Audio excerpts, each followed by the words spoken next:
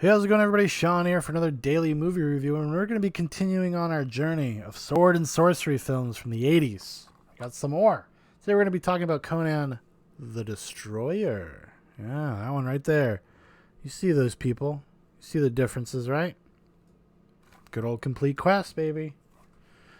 No special features on Conan the Destroyer. You know, as much as I love Conan the Barbarian, as much as I appreciate the fact that it's got an audio commentary, it's got a making of, those are from the DVD from like 2000. Now, Destroyer, I think you could say in a lot of ways, probably a more interesting productions story of how it came to be. I mean, not to say that the original wasn't interesting. It does have its own journey with its own ebbs and flows, but because of the product, I would be way more interested in hearing what the creative minds behind this had to say. That's what I would say. So basically, how do we start this? Should we just let's do our little spiel first, tell you who directed, who wrote, yada yada yada, and then we'll get on. So the film was directed by Richard Fleischer, based on the characters by Robert E. Howard, by Roy Thomas and others. It stars Arnold Schwarzenegger, Grace Jones, Wilt Chamberlain, Mako, Tracy Walter, Sarah Douglas, Olivia D'Abo, Pat Roach, Jeff Corey, Sven Ole Thorson, and others. The plot synopsis, or the logline really, is Conan leads a ragtag group of adventurers on a quest for a princess. Man, the people at IMDb don't even give a shit about Conan the Destroyer. So, before we get into some of the factoids about the movie and we start talking about the movie proper, let me just give you my general thoughts about Conan the Destroyer. I do not hate this movie. I think it's a bad follow-up to Conan the Barbarian. I do. It's a bad sequel to Conan the Barbarian. But in the sense of like a high fantasy adventure movie from this time period, you could do a lot worse. I've seen worse. Dungeons and Dragons, or Beastmaster, is that what it's called? Like, that's worse. Red Sonja, that's worse. Conan the Destroyer is just kind of middling. If it's guilty of anything, it's just kind of mediocre. It's not paced very well. Richard Fleischer, who's no real slouch as a director, he has credits going back to all the way to 20,000 Leagues Under the Sea, The Vikings, Soylent Green, the before mentioned Red Sonja. He also directed right after this. So Barabbas, The Big Cracked in the Mirror. I mean, he's like Dr. Doolittle. I mean, this guy has See No Evil, The Last Run. Wow, I didn't even realize when I hit this, like, his filmography. Guy's a journeyman, but obviously somebody that had some successes, right? So, I mean, I'm assuming that's why they have the script and they're like, we got to find somebody that can just execute on a story, who knows the fundamentals of filmmaking and that can execute on a story. You know, this is one of these things that's it's produced by Dino De Laurentiis, one of the original kind of Weinstein Brothers style type producer guys who would just like to stick his fucking sticky Italian fingers and everything, getting pasta sauce all over every frame of this fucking thing. And Conan the Barbarian was this kind of a hit. It was a success. It made good money, especially for a rated R film. It made good money, and they wanted to broaden its appeal. So they're like, well, what if we did a PG one? What if we did a PG version? And I gotta remember, keep in mind, there was no PG-13 at this time. So they couldn't even shoot for a middle. Like, no, they had to like scale it back and shoot for a PG. Although, a lot of movies that came out this time that were PG, you could probably make arguments would have been PG-13, but they didn't even have that. And apparently there's actually a cut of this movie that got a rated R and was completely rejected. That they had to go in and cut, I guess, a lot of violence and whatnot out. So, which I would really like to see. If there's a cut of that around, I'd love to see the rated R cut of Conan the Destroyer. I'd give it a chance, okay? Good guy Shaun, he'd give it a chance. I'd give it a shot. But yeah, they claim that John Milius was not available at the time, which I think was kind of just like Hollywood speak. It was kind of, I think they might have had to pay him off a little bit, because Milius had his intentions. He had a thought, a notion about what he wanted to do with this franchise, if you would even call it that back then, with these films at the time, and that just did not comport to what the producers wanted. So they kind of get Richard Fleischer to come in to be a jobber. They have some people come in and write a script, which even those guys were not super happy with because apparently their original script actually gets re-released as a comic book in the 90s, like 7 or 8 years after this, with just some names changed and whatnot for legal reasons because Universal owns Conan the Destroyer. And yeah, and the rest is history. And now we have what we have, Conan the Destroyer. There's a lot of fun stuff in Conan the Destroyer. Like I said, I do think it's a middling movie, but it's not really like a bad movie. It's kind of awkwardly paced. The characters are not as good or as interesting as they are in Barbarian, and they're kind of even more archetypal, if that makes sense. Conan himself feels pretty static. You know, in the first Conan the Barbarian, you kind of see a journey, a little bit of a journey. He goes through these life experiences. He lives, he loves, he loses. In this one, not so much. He's kind of just a kind of generic hero. And apparently, the only reason Arnold ends up doing this is because he's contractually obligated. He was actually very bummed that Milius did not come back. And I believe he's even made jokes about Conan the Destroyer like not existing. Not being like a Conan movie.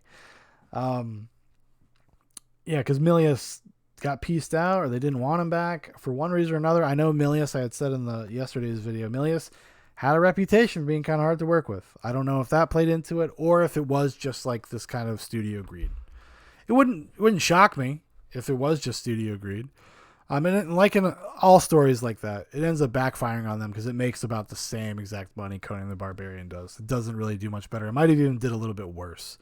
Because I think what people actually responded to with Conan was you got a sword and sorcery movie and like a brutal adult rated R version. You know, there wasn't, most of these movies are PG from that era. They are, or PG-13 a couple years later. Not a lot of like swinging for the fences rated R kind of sword and sorcery movies. I could be wrong. I don't think so though. That's what my memory seems to dictate to me. I could be wrong. There's probably a bunch of them. I'm going to go back and be like, oh, there's actually, they're all rated R.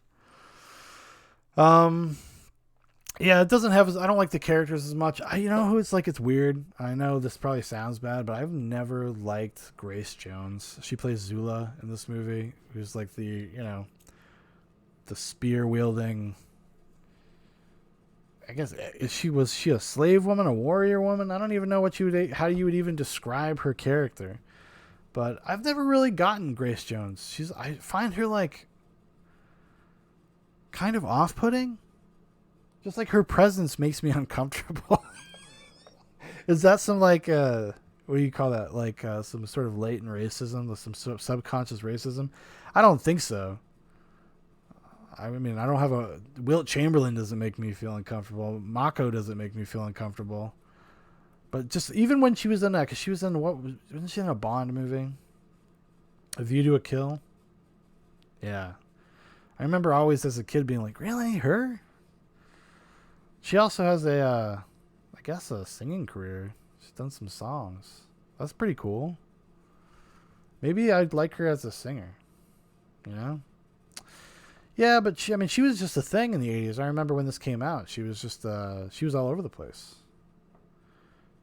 And she is like one of these people that's like so unique looking, so idiosyncratic and everything about her that, you know, it makes sense. She was a supermodel and a singer and they made, you know, obviously made roads into being an actress and not a very good actress, but she was there. She was around. Like I get why you would want to cast Grace Jones for sure.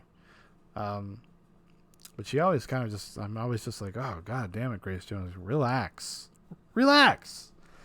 Obviously, Wilt Chamberlain is in this. They had to get some big football player. I didn't bring it up in the first one in Conan the Barbarian, but Wilt Chamberlain is a basketball player. Sorry, I think, right?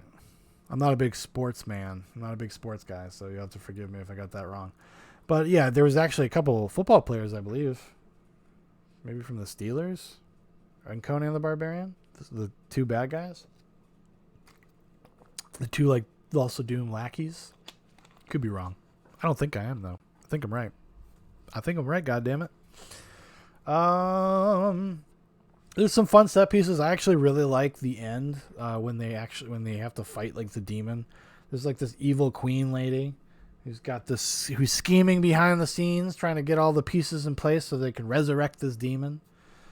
And they have to go, so they send these people out with the princess to go kind of do some rites of passage stuff and find the MacGuffin of the movie, this horn. And then they fight the demon. I like that. I like the way it ends. I like the way, and I actually even like some of the production design stuff. Even when they go and they see the kind of the wizard in the cave, and he's in that like or that ice cavern, that ice castle, and all the mirrors and stuff. Those are some really fun sequences. In a vacuum, they just feel kind of like unmotivated in a way. Like they don't actually do anything to build anything about the characters. Just there for plot. It's just there for plot. And even then you're kind of like, I'm even right now, I watched this the other day and I'm struggling to remember like why they had to do that. That's the thing with Conan the Destroyer. That's why I always end up watching it every few years, because I feel like I forget everything about it. Like I just can't, and I don't invest enough into it to ever like remember anything with any real specificity.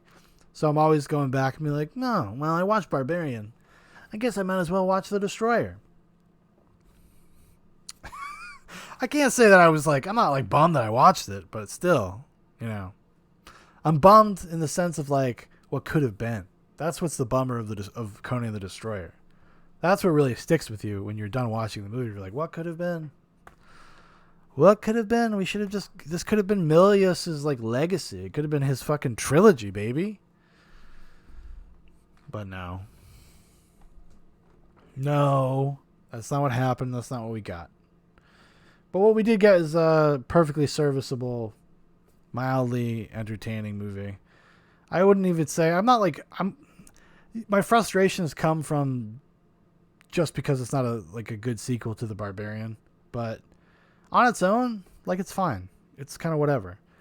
In fact, it's probably a little slightly closer to Robert E. Howard, honestly. Not totally, but at least slightly, a little bit more.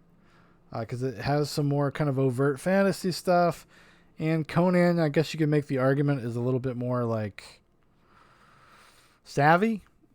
He's not kind of the dumb barbarian that you see for the majority of The Barbarian, which is the point of The Barbarian, because he kind of grows beyond that. But anyways, you can go watch that video yesterday. I talk all about that stuff. At least I think I did. If not, you're getting it now. Yeah. So I don't really have many other thoughts about Conan the Destroyer. It's just, like I said, it's kind of forgettable. And that's really the end of it. I mean, I wish I liked it more. I wish it was a better movie. I wish it was a cooler movie. There's some cool stuff in there. I think, if I were to go back, I think when I was a kid, when I was like 10, I probably dug The Destroyer. Or at least was more enthralled with it. It's a much more like visually stimulating, kind of goofy, over the top movie than The Barbarian is. The Barbarian, for all of its kind of overt fantasy stuff that happens eventually, it's a pretty low key, grounded movie. This one is just like, no, we're gonna be like a crazy fantasy film. Hey, what are you gonna do? I guess worth a shot. But apparently, Schwarzenegger was so turned off by this that when it came time to do another one, he pieced out because they cashed in his contract. He was contracted for 3 films, and they cash it out for the film Red Sonja. Which, I guess we'll talk about Red Sonja tomorrow. We're going to do it. I was going to save it for last, but now that I'm thinking about it, we'll do the 80s. Let's do the hits. All right, everybody. Thank you for watching. Thank you for listening. If you would like to know more about Zoobox, there's a bunch of links in the description for Facebook, for Instagram, for my personal Twitter, also Dan's Twitter. If you would like to make a recommendation for one of these daily videos, go ahead and leave a comment in the comment section. Remember to smash that like button and subscribe. We appreciate it. Thank you. Good night.